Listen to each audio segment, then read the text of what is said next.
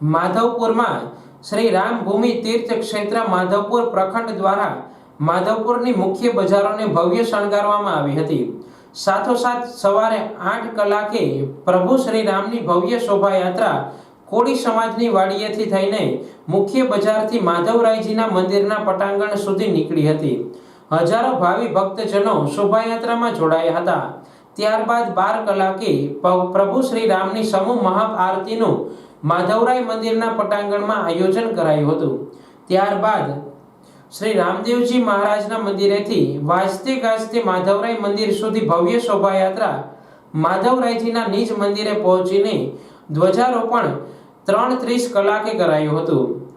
ત્યારબાદ હનુમાન ચાલીસા રામધૂન સાથોસાથ તમામ વેપારી નાના મોટા ધંધાર્થીઓએ સ્વૈચ્છિક દુકાનો બંધ રાખી હતી। સમસ્ત માધવપુર ગામ અયોધ્યામય બન્યું હતું। માધવપુર અને એની આસપાસના 42 ગામોમાં રામ જન્મભૂમિ તીર્થ સમિતિ દ્વારા જે 42 ગામમાં એ રામ જન્મભૂમિના સ્વામી સેવકોએ જબરદસ્ત મહેનત કરી અને આ 42 ગામોમાં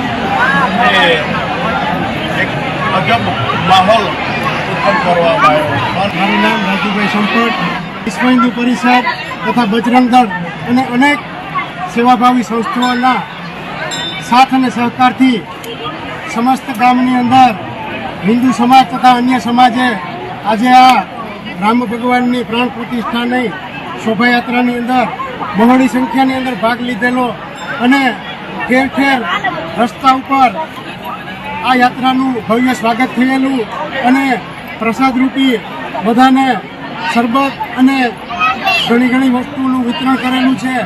આ